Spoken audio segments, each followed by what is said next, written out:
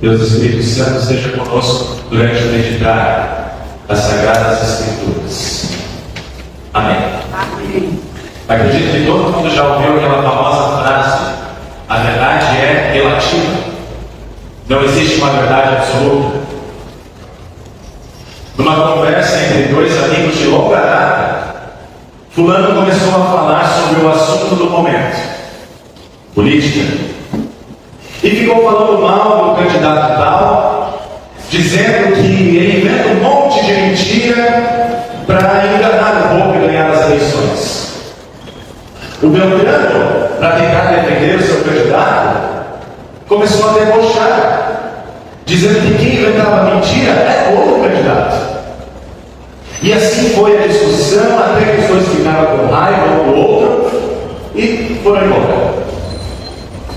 No outro dia, quando os ânimos já tinham se acalmado, os dois se encontraram novamente e começaram a falar sobre futebol. Fulano começou a enaltecer o seu time, tentando, ou dizendo que o seu time era o melhor time do Brasil.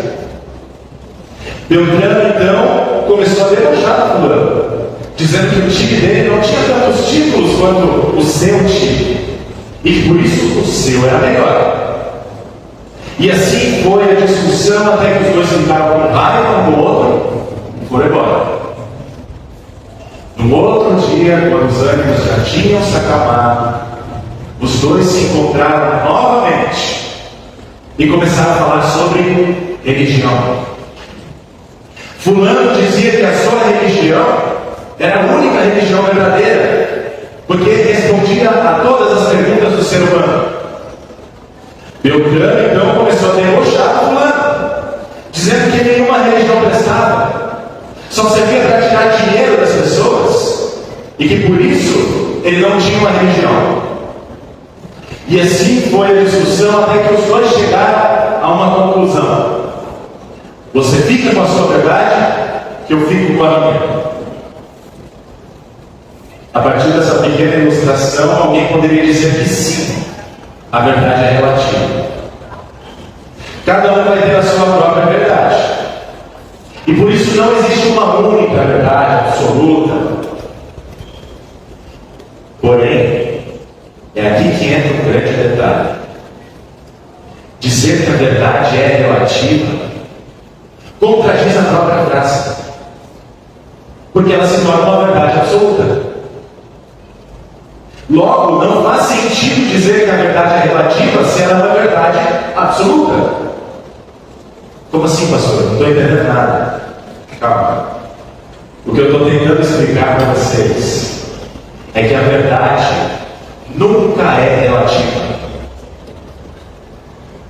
A verdade sempre será absoluta, única, universal. Mas acreditar nela ou não vai depender de cada um. Nesse sentido, quando se fala da relativização da verdade, na verdade está se falando sobre a relativização da crença de cada um sobre um determinado assunto. Fulano e Beltrano não tinham verdades diferentes. O que eles tinham eram crenças diferentes sobre os fatos, sobre a realidade, e por isso divergiam em suas opiniões. Já ouviram aquela frase: contra fatos não há argumentos? Porque se é um fato, é uma verdade. Se não for um fato, é fake, é mentira. Em outras palavras, um famoso escritor chamado Norman Geisler diz o seguinte: é possível haver crenças contrárias, mas verdades contrárias é uma coisa impossível de existir. Podemos acreditar que uma coisa é verdade, mas não podemos fazer com que tudo seja verdade.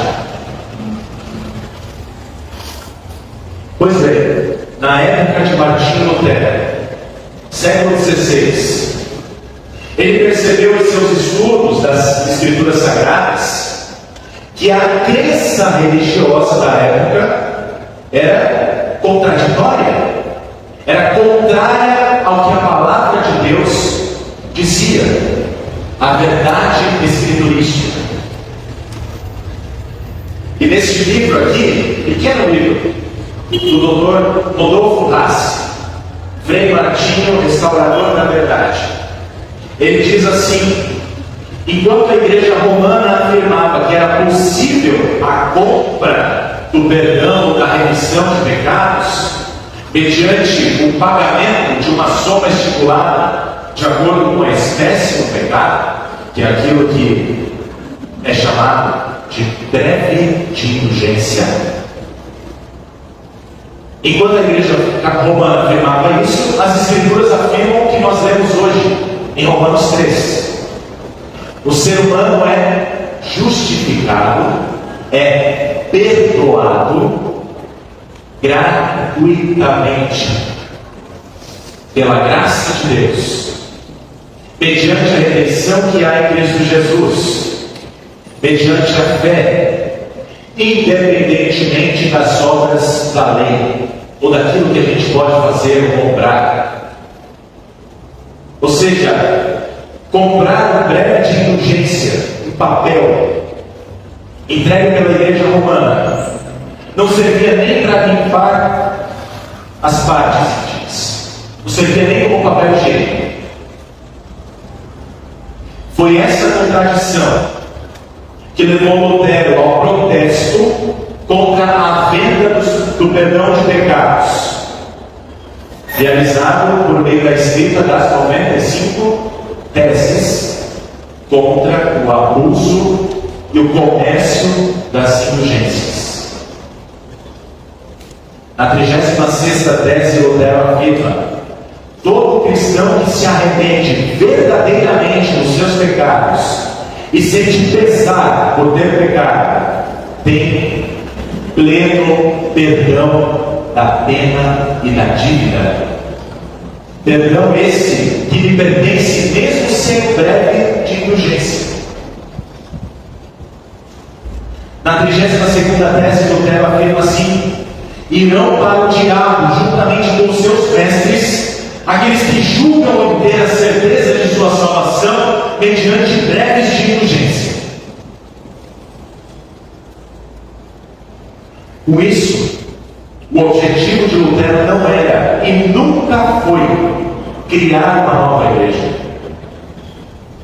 mas, como diz o Dr. Rassi, fazer o bem à igreja, sanando os graves abusos que haviam invadido e corrigir as desastrosas aberrações religiosas que a assolavam. Tirar tudo que é podre, tudo que não é verdade, e ficar apenas com a verdade. No seu entendimento, Lutero estava contribuindo para a restauração da verdade, da crença religiosa na verdade bíblica. E o Papa certamente o apoiaria.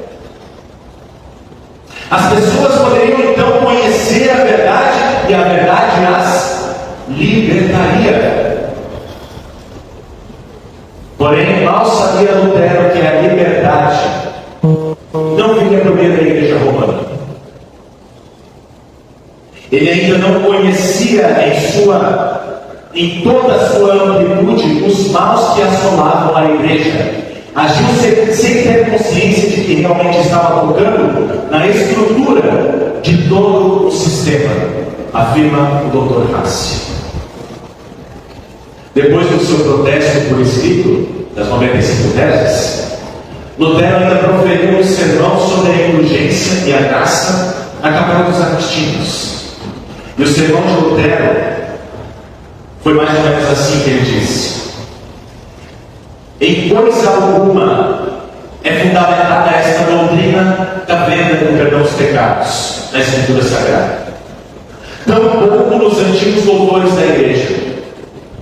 afirmo que nenhuma passagem da Escritura poderá ser citada como prova de que a justiça divina deseja ou exige qualquer pena ou satisfação do pecador, senão arrependimento sincero e verdadeiro, ou conversão, com o propósito de levar desde já à cruz de Cristo. Mesmo que haja quem neste momento me chame de herege, Lutero dizendo, pois que esta verdade causa grande prejuízo aos cofres, pouca importância dou a semelhante celeuma, divisão. Mormente porque ninguém a levanta senão alguns cérebros obscuros que nunca meteram o nariz na Bíblia. Deus, porém, dê a eles e a nós correto entendimento. E sabe qual foi a resposta que ele recebeu? Dentro do prazo de 60 dias, ele deveria se apresentar em Roma para ser responsabilizado por heresia. E assim começou a luta de Lutero e dos seus companheiros para reformar a doutrina da igreja, restaurar o entendimento da verdade bíblica. Para Lutero não tinha a menor chance de a verdade ser relativa. Você fica com a sua verdade, eu fico com a minha. Só existia uma única verdade. E ela é mais do que absoluta. Ela é eterna. É eterna porque é revelação do eterno Filho de Deus ao mundo. Aquele que afirmou sobre si mesmo: eu sou o caminho, a verdade e a vida. E que não apenas demonstrou ser verdadeiro, mas deu provas concretas, factuais, de que era, é e continuará sendo a verdade de Deus. Contra fatos não há argumentos. E o fato de Jesus ter ressuscitado dentre os mortos foi testemunhado por mais de 500 pessoas, como afirmam as Escrituras. Primeira carta de Paulo aos Coríntios, provando que ele é de fato o Filho de Deus, o próprio Jeová, pois outro Deus não há. Conhecem essa frase? Está muito forte, né? Nem o Papa e nem ninguém poderia contrariar o ensino de Cristo na Escritura, que aliás nos ensina algo que é digno de cancelamento nos dias de hoje. Qualquer um que ensine algo diferente do Evangelho, até mesmo se for um anjo, deve ser anátema, amaldiçoado. Gálatas. Por isso Lutero afirmou: a paz, se possível, mas a verdade a qualquer preço. Meus amados, numa época em que se afirma que a verdade é relativa, que cada um tem a sua própria verdade, ao dizer que nós somos herdeiros da reforma, cristãos, luteranos, estamos dizendo que a verdade não é relativa, mas que ela tem um nome: Jesus Cristo. Que ela está sendo ensinada em algum lugar, as Escrituras Sagradas, que ela vale para todos os tempos, todos os lugares, todas as culturas, porque ela não muda. Uma verdade não pode mudar.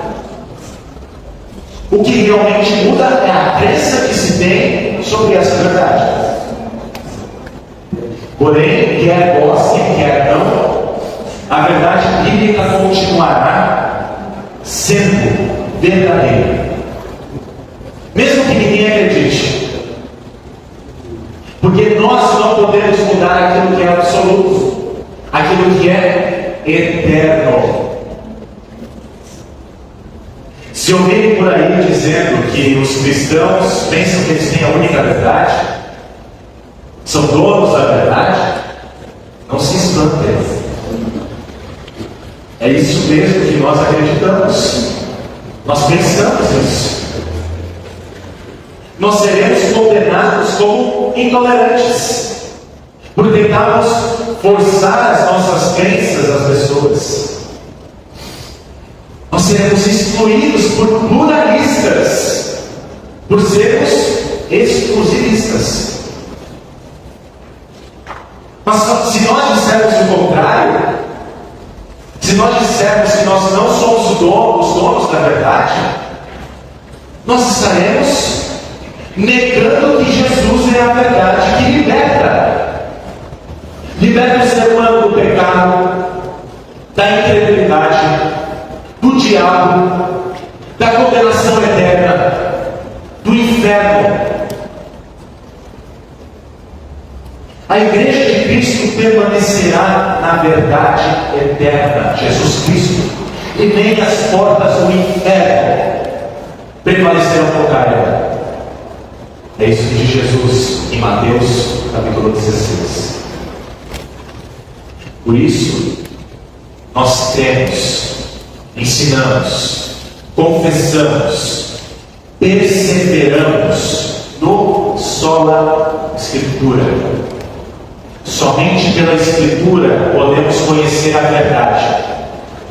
O Filho de Deus que nos revela quem é o Pai, quem é Deus, que se apresenta ao mundo como o único mediador entre Deus e a humanidade, o único capaz de perdoar os pecados, de salvar, de dar vida eterna.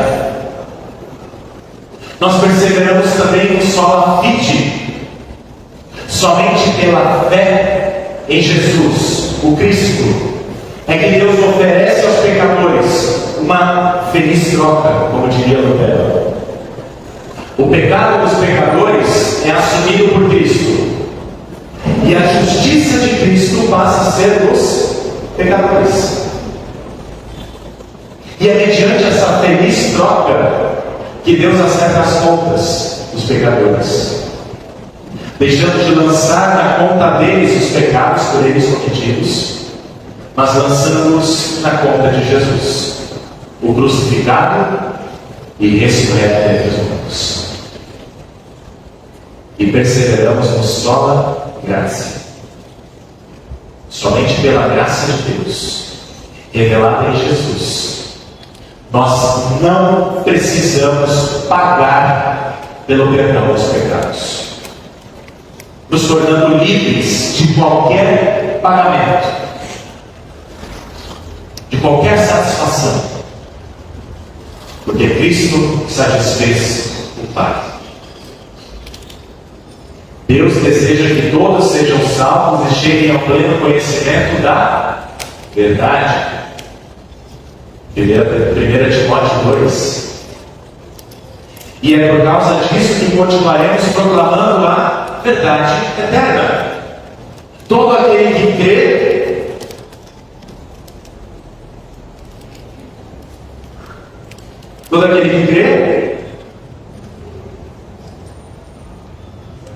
será salvo. E quem não crê perecerá. A vida eterna é esta: que conheçam a Ti, o único Deus verdadeiro, e a Jesus Cristo, a quem enviaste. João, capítulo 17. Nós somos salvos pela graça, mediante a fé. E isso não vem de nós, é dom de Deus. Efésios 2. A fé vem pelo e o ouvir pela palavra de Cristo. Romanos 10. Agora, pois, já não existe nenhuma condenação para os que estão em Cristo Jesus. Romanos 8. Justificados, pois, mediante a fé, temos paz com Deus, por meio do nosso Senhor Jesus Cristo, pelo qual tivemos também acesso pela fé a esta graça na qual estamos firmes. Romanos 5. Para a liberdade foi que Cristo nos libertou, por isso permaneçamos firmes e não nos submetamos de novo a jugo de escravidão. Gálatas 5. O justo viverá por fé. Abacuque 2, Romanos 11. E assim, firmados nas Sagradas Escrituras, nós pedimos, como Jesus pediu ao Pai: santifica-nos na verdade. A tua palavra